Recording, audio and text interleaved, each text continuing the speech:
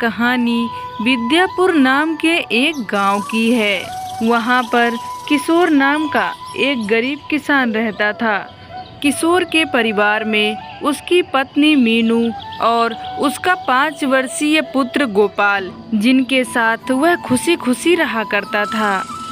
किशोर के पास कुछ जमीन भी थी जिसमें वह खेती कर अपने परिवार का पालन पोषण करता था।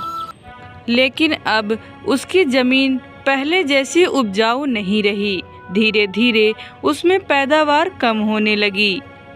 यही चिंता किशोर को खाए जा रही थी। एक दिन वह अपने खेत के पास बैठकर कमाने का कोई दूसरा जरिया सोचने लगता है। अब मैं इस जमीन के भरोसे नहीं रह सकता। दिन प्रतिदिन मेरी पैदावार कम होते जा रही है। मुझे कमाने का कोई दूसरा जरिया ढूंढना होगा या किसी की जमीन पर खेती करनी होगी। अब तो मैं इस जमीन पर खेती कर नहीं सकता।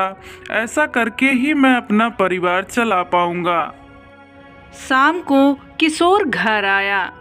किशोर को परेशान देखकर उसकी पत्नी मीनू ने कहा, आप कुछ परेशान से लग रहे हैं, क्या हुआ? मीनू, तुम्हें तो पता है हमारी जमीन पहले जैसी उपजाऊ नहीं रही। मैं अपने खेत में दिन रात मेहनत करता हूँ, पर उसमें इतनी पैदावार नहीं होती है जिसमें मैं अपने परिवार का गुजारा 6 महीने भी कर सकूं। इसलिए मैं सोच रहा हूँ अपने जमीन पर कुछ महीनों के लिए खेती करना छोड़ दूं। समय समय पर उसमें खाद डालता रहूँगा जिससे उसकी मिट्टी उपजाऊ हो जाएगी। फिर मैं उसमें खेती कर सकूँगा। आपने सही सोचा है, यही करना ठीक रहेगा। हाँ, पर हमारे पास कोई और दूसरा खेत भी तो नहीं है जिस पर खेती कर मैं इस घर का और गोपाल के पढ़ाई का खर्च निकाल सकूं। आप एक काम क्यों नहीं करते? गांव के जमींदार काका से जाकर मिल लीजिए। वह बहुत अच्छे और नेक दिल हैं। वह हमारी मदद जरूर करेंगे। तुम ठीक कहती हो मीनू। मैं कल सुबह ही जाकर जमींदार काका से मिल लेता हूँ। वो जो भी काम बोलेंगे मैं वो करूँगा।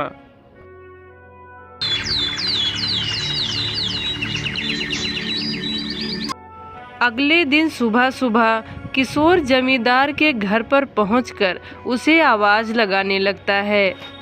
जमींदार काका, क्या आप घर पर हैं? किशोर की आवाज सुनकर जमींदार घर के बाहर आता है। अरे अजय बेटा, इस तरह जोर जोर से आवाज क्यों लगा रहे हो? कुछ काम था क्या? हाँ काका, मुझे आपकी मदद चाहिए। हाँ बोलो ना बेटा, मैं किस तरह तुम्हारी मदद कर सकता हूँ? किशोर अपने खेत के हालात के बारे में जमींदार को सारी बात बताता है। हाँ, पर इसमें परेशान होने वाली क्या बात है? काका, मेरे पास एक ही जमीन है जिसमें खेती कर मैं अपने परिवार को चलाता हूँ। खेती के अलावा मैंने आज तक कोई दूसरा काम भी नहीं किया है। मुझे समझ नहीं आ रहा है अब मैं क्या करूं, इसलिए आपके पास मदद के लिए चला आया। किशोर बेटा, खेती के अलावा कोई और काम क्यों करना? मेरे पास गांव के बाहर एक जमीन है, उस पर तुम जब तक चाहो खेती कर सकते हो। उस जमीन पर मैं खेती कर लूँगा तो इससे तो आपका नुकसान हो जाएगा। नहीं बेटा, कोई नुकसान नहीं होगा। इसी बहाने मेरे खेत का तुम देखरेख भी करोगे। अब मेरी उम्र हो गई है, मेरा बेटा भी शहर में रहता है। तुम मेरे जमीन का देखरेख करोगे तो मेरी जिम्मेदारी भी थोड़ी कम रहेगी और तुम्हारा भी भला हो जाएगा। आपका बहुत बहुत धन्यवाद काका।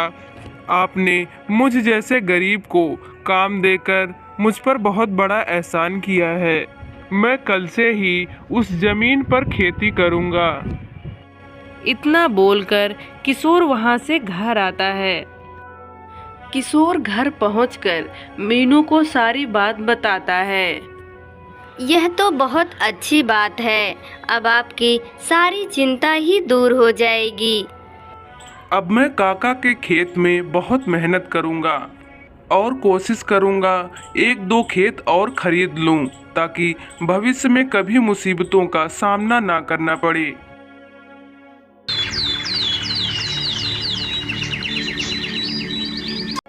अगले दिन किशोर काम के लिए निकलने वाला ही होता है।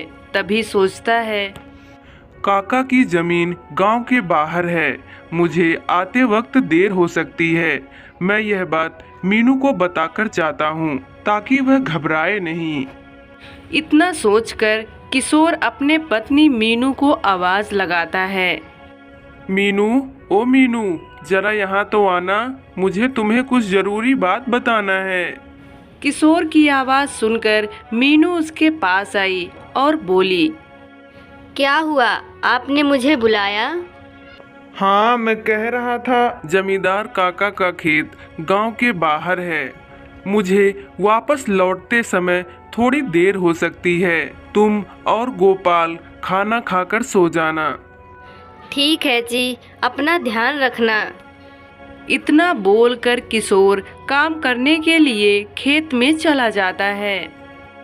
वह खेत में पहुंचकर अपनी कुदार से कुछ घंटों तक खेत में काम करता रहता है और थोड़ी देर बाद थककर अपने आप से बोला, अरे रे रे रे, आज कितनी ज्यादा धूप है। इस कड़ी धूप में काम करना मुश्किल हो रहा है। जल्दी से काम खत्म करके थोड़ी देर आराम कर लेता हूँ। इतना बोलकर किशोर फिर से काम करने लगता है। उसको काम करते कुछ देर हुआ ही था कि तभी पीछे से एक सांप आकर उसके पैर में काट लेता है। सांप के काटते ही किशोर चक्कर खाकर वहीं गिर जाता है। यहाँ सांप के काटने से किशोर बेहोश हो जाता है। खेत गांव के बाहर होने के वजह से इसकी खबर किसी को नहीं होती। सुबह का रात हो जाता है। रात ज्यादा हो गई थी। मीनू और गोपाल किशोर का इंतजार कर रहे थे। माँ, पिताजी कहाँ गए हैं? अभी तक घर क्यों नहीं आए? बेटा, तुम्हारे पिताजी जमींदार के खेत में काम करने गए थे, जो गांव के बाहर है। उन्होंने मुझसे बोला था मुझे आते आते देर हो जाएगी, परंतु कुछ ज़्यादा ही समय हो गया है। माँ, आप चिंता ना करो। जब पिताजी ने बोला था कि मुझे आने में देर हो जाएगी, तो कुछ सोच समझकर ही बोला होगा। आप चलकर सो जाइए, पिताजी आ जाएंगे। गोपाल की बात सुनकर मीनू अपने कमरे में सोने चली जाती है। चिंता की वजह से मीनू को नींद नहीं आ रही थी।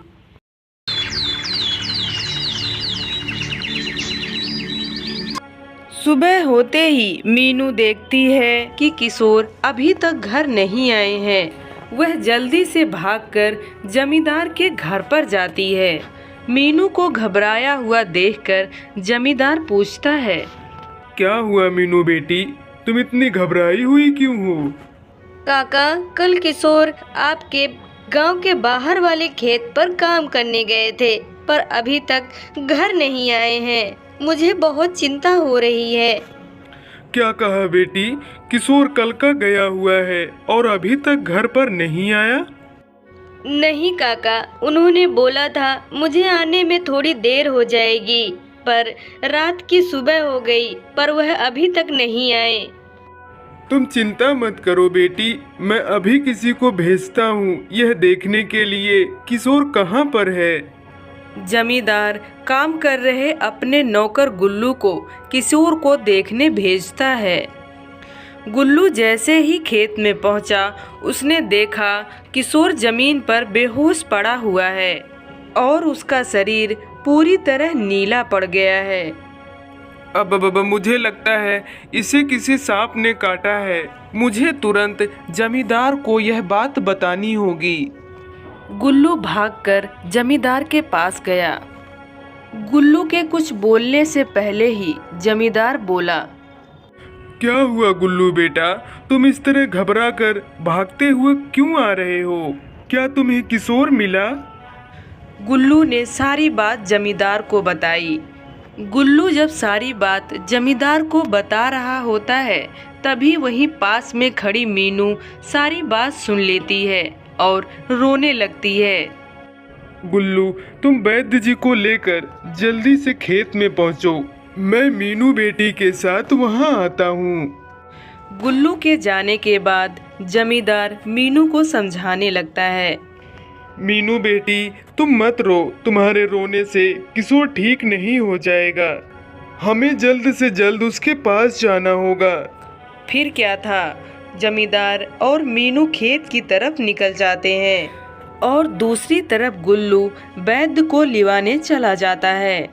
जमींदार और मीनू खेत में पहुंच गए। उन्होंने देखा किशोर बेहोश जमीन पर पड़ा हुआ है और उसका पूरा शरीर नीला पड़ गया है।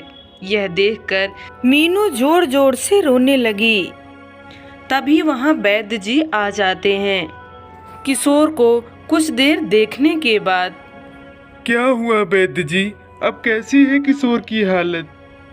देखिए जमींदार जी, मैं झूठ बोलकर आप सबको अंधेरे में नहीं रखना चाहता, पर किशोर की हालत बहुत खराब है। वैसे तो मैंने जहर काटने वाली औषधि दे दी है, कुछ ज्यादा ही समय तक जहर अंदर रह गया है, जिसकी वजह से वह प्रगाढ़ बेहोशी की हालत में चला गया है।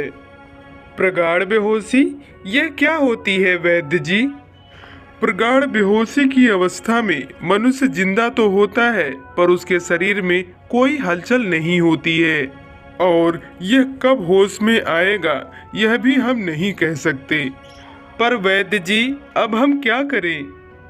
देखिए जमींदार जी, मैं कुछ औषधि दे रहा हूँ, इसको समय समय पर पानी के साथ पिलाना है, बाकी तो सब ऊपर वाले के हाथ में है।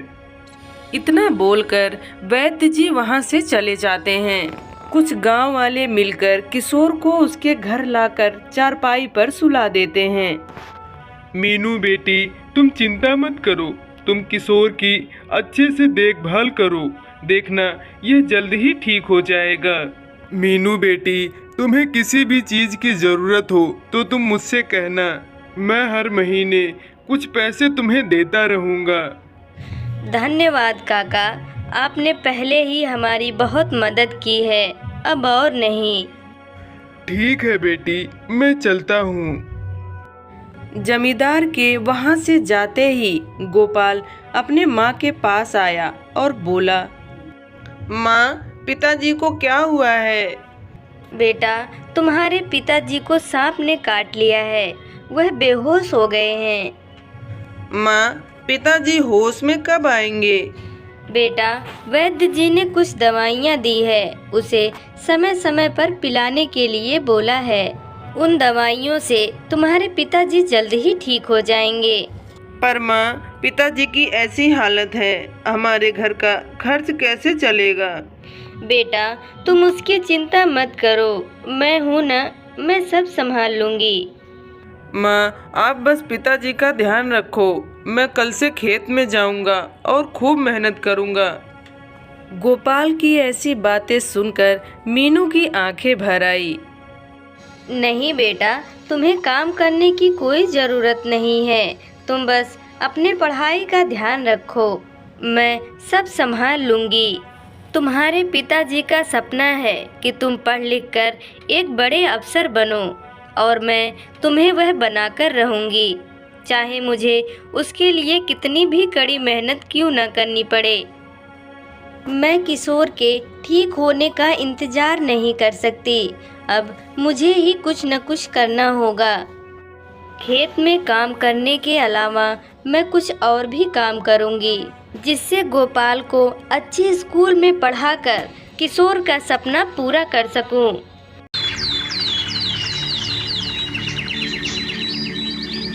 अगली सुबह मीनू जमींदार के घर पर पहुंच गई। अरे मीनू बेटी, बताओ कैसे आना हुआ, सब ठीक तो है ना? किशोर की हालत अब कैसी है?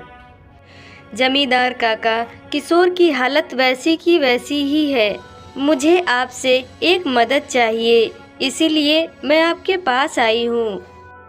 बोलो बेटी, मैं तुम्हारी किस प्रकार से मदद कर सकता हूँ? जमींदार काका, मैं चाहती हूँ आपने जो जमीन मेरे पति किशोर को खेती करने के लिए दी थी, उस जमीन पर मैं खेती करना चाहती हूँ, जिससे अपने घर और गोपाल के पढ़ाई का खर्चा निकाल सकूँ। बेटी, पर तुम्हें काम करने की क्या जरूरत है? हर महीने मैं तुम्हें खर्च दे दिया करूँगा। नहीं काका, मैं खुद से काम करना चाहती हूँ और गोपाल को पढ़ाकर बड़ा अफसर बनाना चाहती हूँ।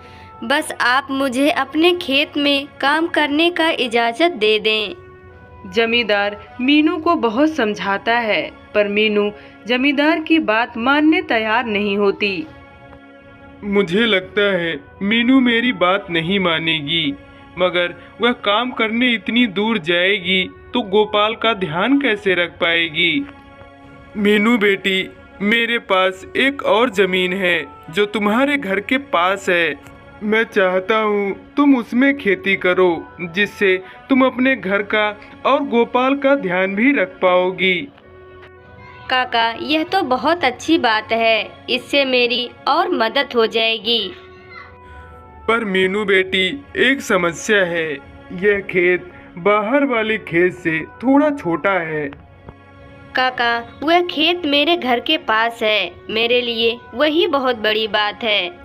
मैं खेत में काम करने के साथ साथ दूसरों के घरों में जाकर काम करूंगी, ताकि उन पैसों से मैं गोपाल के पढ़ाई का खर्चा निकाल सकूं। पर बेटी, तुम्हें इतनी मेहनत करने की क्या जरूरत है? काका, किशोर का सपना था गोपाल को बड़ा अफसर बनते देखने का, और मैं कड़ी मेहनत करके किशोर का यह सपना पूरा करूंगी। जमींदार सीमा के इस संकल्प से भावुक हो जाते हैं। ठीक है बेटी, तुम्हारा संकल्प देखकर मुझे लगता है तुम जरूर सफल होगी। मैं तुम्हारी हर संभव मदद करूंगा। तुम कड़ी मेहनत करो, भगवान भी तुम्हारे साथ है। मीनू ने जमींदार के गांव के अंदर वाले खेत पर काम करना शुरू कर दिया। वह सुबह में खेत का काम और दोपहर में दूसरों के घरों में बर्तन धोने, झाड़ू लगाने जैसे छोटे मोटे काम करने जाती। धीरे धीरे मीनू की मेहनत रंग लाई। उसकी फसल बहुत अच्छी हुई, जिससे उसका घर चलने लगा, और जो वह दूसरों के घरों में काम करके पैसे कमाती थी, वह गोपाल के पढ़ाई में खर्च करने लगी। बेटा, तुम मन लगाकर पढ़ाई करो। तुम्हारे पिताजी का सपना है कि तुम बड़े अफसर बनो। मैं तुम्हारे लिए हर मुश्किल को पार कर लूंगी। माँ, मैं कड़ी मेहनत करूँगा और एक दिन पिताजी का सपना जरूर पूरा करके दिखाऊंगा। मीनू के त्याग और मेहनत से गांव के लोग भी उससे प्रेरणा लेने लगे।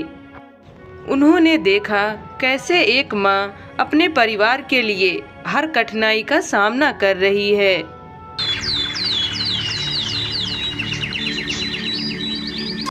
इसी बीच किशोर की हालत भी सुधरने लगी। वैद्य जी की दवाओं और मीनू की मेहनत ने जहर का असर कम कर दिया।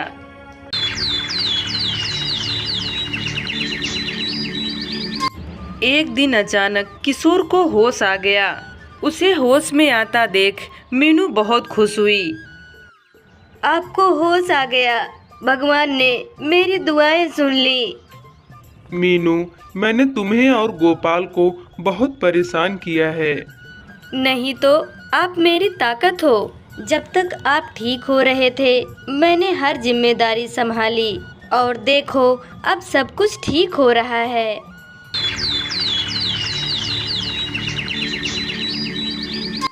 धीरे धीरे किशोर पूरी तरह ठीक हो गया। मीनू की कड़ी मेहनत और त्याग देखकर उसने प्रण लिया, मीनू के साथ कंधे से कंधा मिलाकर कड़ी मेहनत करेगा और इस परिवार को आगे बढ़ाएगा।